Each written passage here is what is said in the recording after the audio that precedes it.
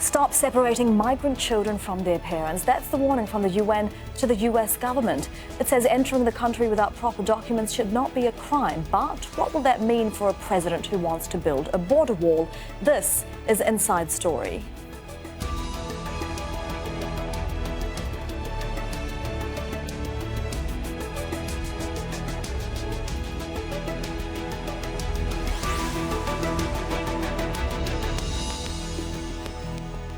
Hello and welcome to the program. I'm Elizabeth Puranam. The UN has urged the Trump administration to immediately stop separating migrant children from their families at its border with Mexico. It said on Tuesday that the practice was a serious violation of international law, but the US is the only country in the world that has not ratified the UN Convention on the Rights of the Child and has recently adopted a zero-tolerance policy with undocumented migrants. Hundreds of children who cross the southern border have been held in custody since October. It followed an executive order issued by the president. The US defends its policy by saying it's a way to stop illegal immigration. Most of the people who arrive at its southern border are from Guatemala, El Salvador and Honduras, where violence and drug trafficking are common. Well, this is what the UN's Human Rights Office had to say. There is nothing normal about detaining children. As I said, detention is never in the best interest of the child and always constitutes a child rights violation.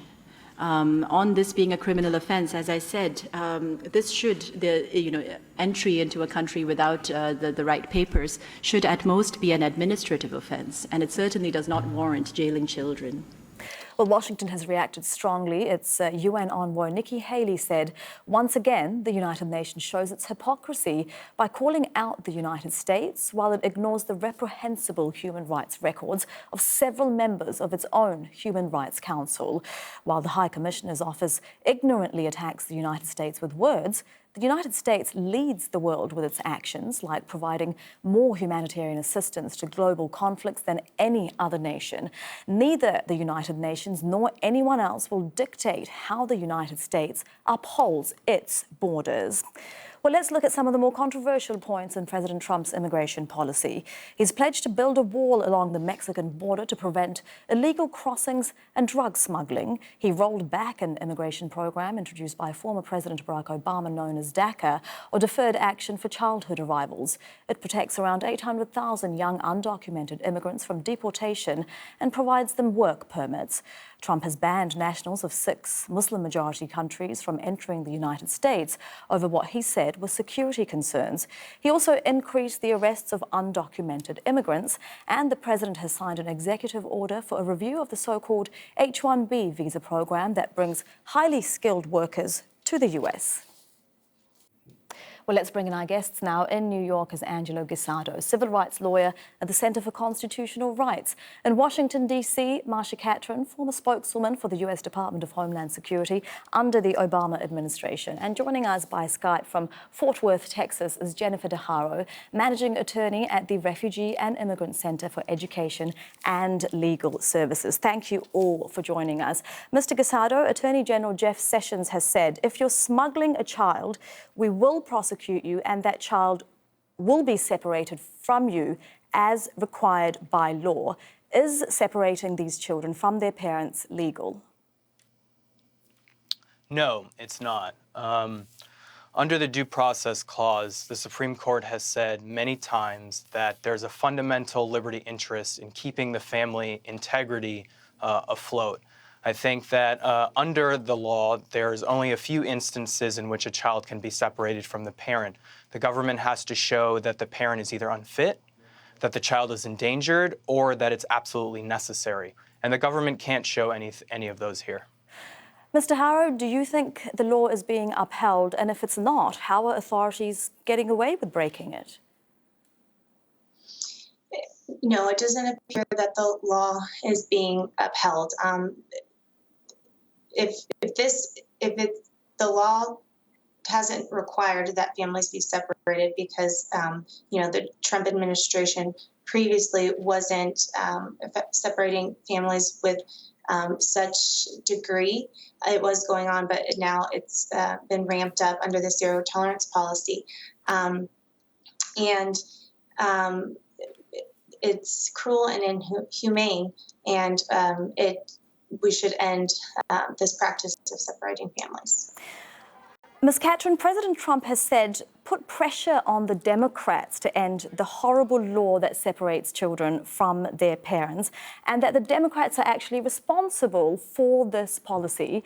You worked for the Department of Homeland Security under the Obama-led Democratic administration. What do you make of that? Well, there is no law. That's just false. It's a lie. And they meaning the Trump administration, has instituted this new policy, which seems like a knee-jerk reaction to make their base happy. But it absolutely was not well thought out, and it's going to have serious repercussions. What we did in the Obama administration was focus our resources on the worst of the worst, felons, not families.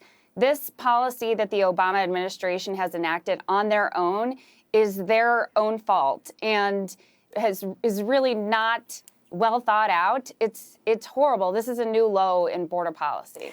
Well, the Obama administration did deport many more people in its first few years than the Trump administration has. How is what's happening now different to what happened under President Obama? That's right. What is happening now is they are going after the lowest hanging fruit. They are just rounding up everybody they can get their hands on. And that's not the way to do things. What we did under the previous administration was go after the worst of the worst, murderers, rapists, the people who have actually committed a felony. And that does take a time on resources. But what they're doing now is just like throwing out a net and catching whoever. And that's not the way to do things. It's actually a public safety threat to do it this way. When we focus on the criminals, you get the criminals out of the country. And I think that everybody can agree on that line. But when you go after the dreamers, those who are serving in our militaries, those who are going to school and going through the immigration process the right way, that's just not the way to do things. It's inhumane and it's not in line with our American values. Mr. Hara, you're in Texas. Who is arriving at the border? Are they asylum seekers? Are they economic migrants? Or is it a more sort of complex mix of social and economic factors? What are you seeing? We are overwhelmingly seeing that these are asylum seekers. These are families fleeing from extremely violent countries. We have clients who are being threatened daily by gang members, teenage boys threatening to be killed if they don't join a gang, family members being kidnapped, beaten, and killed. And we have people fleeing domestic violence. Their country's criminal justice systems aren't equipped to protect them from domestic violence. So they really have nowhere to turn. They're really in life or death situations, and they're seeking our protection here in the United States. And this policy casts these individuals as criminals that the United States needs protection from, when really it's the reverse. These asylum seekers need our protection. And Mr. Guisado, what are the US government's obligations to protect asylum seekers? How should they be going about doing it? The United States has long required and had an obligation to process asylum seekers at the border. Congress passed the Immigration and Nationality Act, which codifies at length the statutory rights that the government has to take when someone asks for asylum, stating a well-founded fear of persecution. Moreover, under international law, the United States has a duty not to turn people away into a country that they fear. The United States' policy here of turning people away is really unfortunate. It's a human rights violation and instantiates the racial animus that is so prevalent within the administration. Ms. Catherine, are all those crossing that US-Mexico border genuine asylum seekers? Is this administration determining, giving them a chance to put their case forward as asylum seekers? Is it determining, which category they fall into before dealing with them?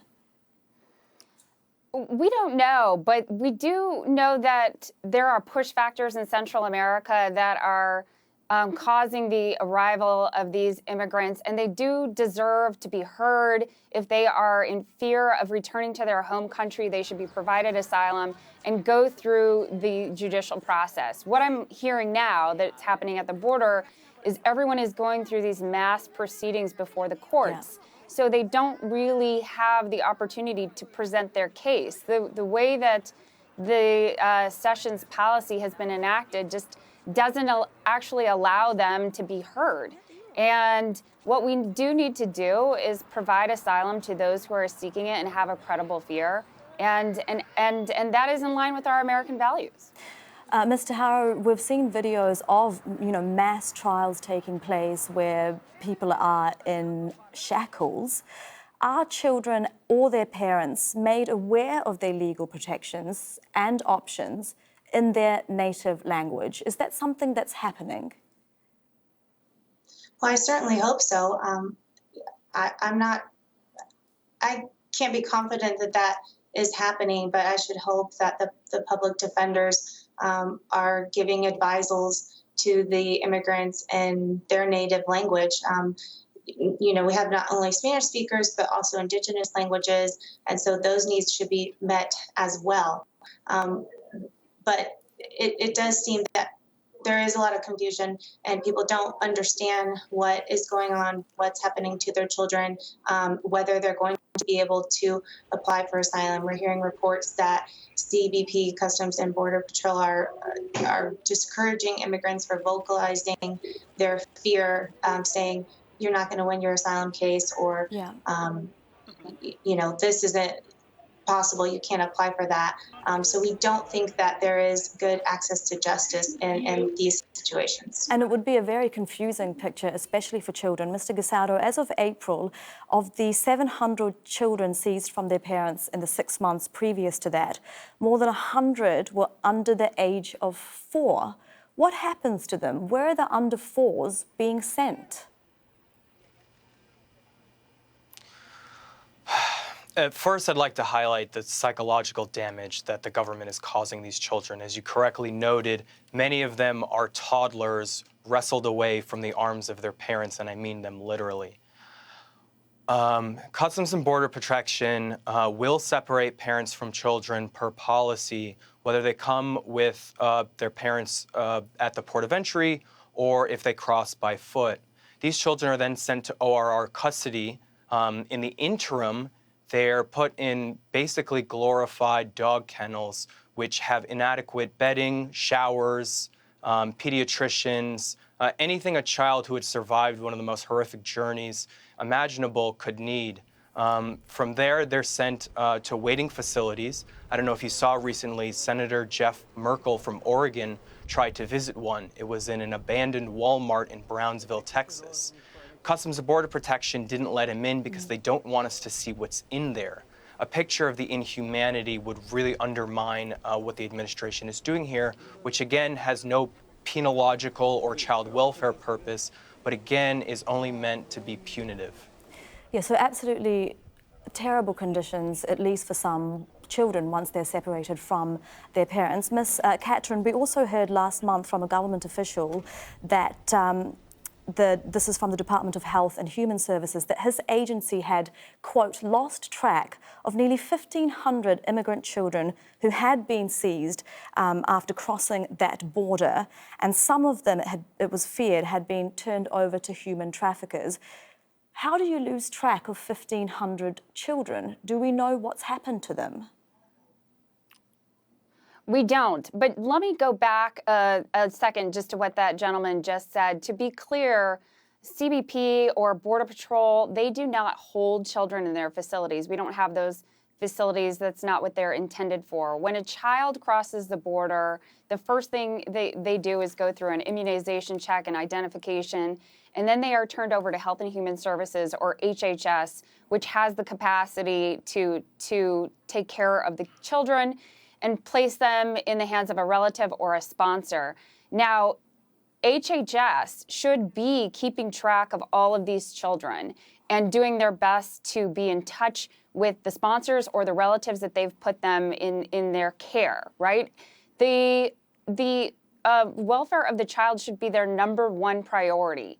So I do understand that those who have been entrusted with a child's care may not want to talk to the government right now because they are so scared that this administration, if they are, in any way here illegally, that they will be deported as well. So they may not be answering the phone, they may not be answering the door when these representatives come to call, because this administration has shown we can't believe what they're saying, and we can't be trusted. We just don't know what they're going to do to us. They may be taking their child away when they call. So I think, it's horrible all the way around.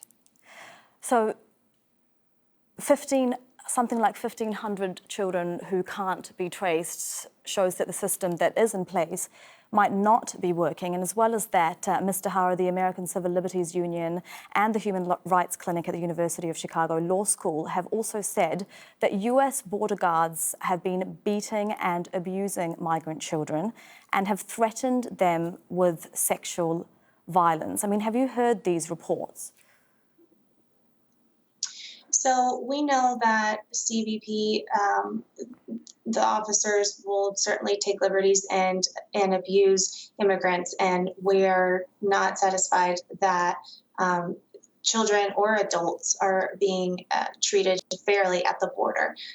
We have heard about minors being abused, and we screen our children clients thoroughly to see what is happening and what rights are being violated. When you have a child here who's by herself without an adult, it's a scary, confusing process after this long journey trying to get to safety, and then to show up and have government officials treat a child that way. I just don't see how that is happening in our country right now. Mr. Guisado, I believe that you are working on a class action lawsuit at the moment, and the American Civil Liberties Union has filed a class action suit challenging this policy of separating children from their families. What are its chances of challenging the practice, do you think? One clarification, our lawsuit alleges that CBP, Customs and Border Protection, is unlawfully denying individuals the right to actually access the asylum process. One of the ways in which they do that, and did do that even indeed before this April policy, was threatening parents that we will take your child away if you try and access the asylum process. And now that's a threat or an intimidation. The ACLU's lawsuit more directly challenges the child separation policy. I think it stands a very good chance, and I'll tell you why. The government has a very weighty burden to show justification to separate parents from children. Again, under due process, under cases such as Santosky and Troxel, the government needs to show that there's either a child endangerment or an unfitness of the parent. They can't show that here. The government has actually changed its position on a number of times, and actually, the government has never taken the position that the law says that you need to separate children from families. Actually, for the past 5 to 10 years, children have been sent with their parents to family detention. Now that, in and of itself, is a whole nother heinous set of circumstances, but it's still preferable to the utterly unnecessary and frankly inhumane policy of tearing children away from their parents. Ms. Catron, will the government be able to show, though, that this policy is working in deterring migrants? Because before being implemented, it was piloted in New Mexico, and according to immigration officials in the last half of the last year, the number of families attempting to cross without documents decreased by 64%. So if the government, if this administration can show to the country, to its supporters, that this is working, will it be able to continue with it? Absolutely not. You need to address illegal migration twofold. One is the deterrence factor, and the other is actually addressing the push factors, which are causing people to migrate here in the first place. Under the Obama administration, they requested $1 billion to be sent to Central America to help address those problems. We established programs within those countries, and we worked with those countries directly. I think that you will see a decrease for a little while, and then the numbers will spike back up again because of those push factors. The conditions, as mentioned previously, are so horrible that they are willing to make this track through the United States and to try to get here to seek asylum and to seek a better life for themselves and their children. But of course, addressing those push factors is a long-term game and is going to take a lot of time. But in the meantime, if what's happening at the border is not legal in America, Mr. Haro, what can these families do now? You know, who's fighting for their cause? So luckily, there are a lot of amazing organizations that are fighting for these families. Within Raíces, we've made a commitment to accepting representation pro bono for the parents who are detained at 2 facilities in Texas.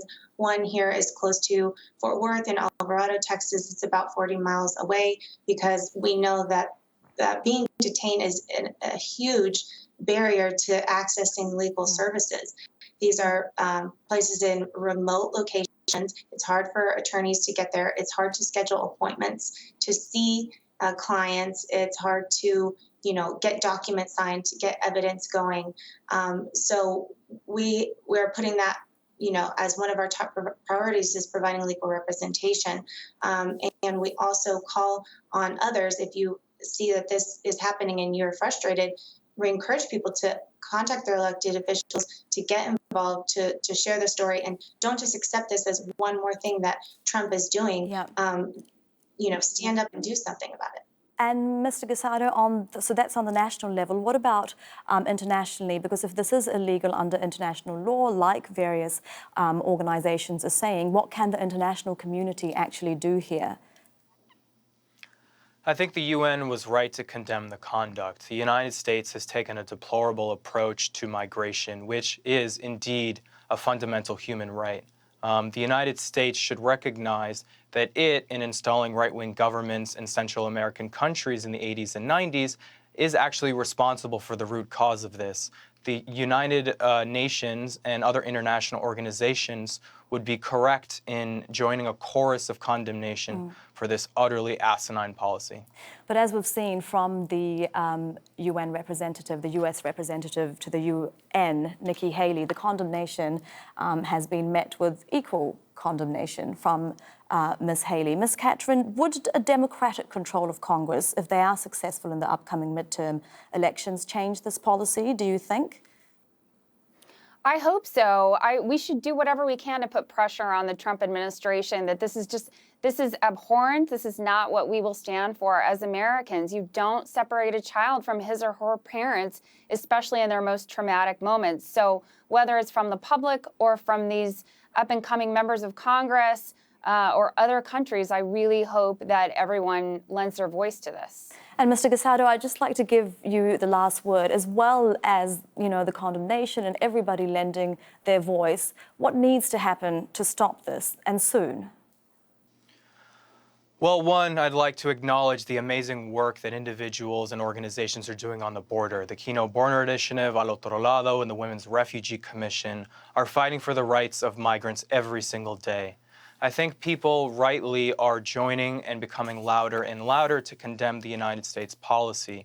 That being said, the United States has had a long policy of separating children from their families, going back to the slave trade and going forward to Native Americans who were taken away from their parents on tribal land and sent to American Christian schools. I think this is nothing new. I think the administration's animus is now instantiating itself into an unlawful policy. And I think people should take to the representatives and rightfully condemn this practice. All right, Mr. Guisado, thank you very much for that. And thank you to all of our guests, that is Angelo Guisado in New York, Marsha Catherine in Washington, D.C., and Jennifer DeHaro in Fort Worth, Texas. And thank you too for watching. You can see the program again anytime by visiting our website, aljazeera.com. And for further discussion, do go to our Facebook page. That's facebook.com/AJ Inside Story. You can also join the conversation on Twitter. Our handle is @AJ Inside Story. From me, Elizabeth Puranam, and the entire team here. Bye for now.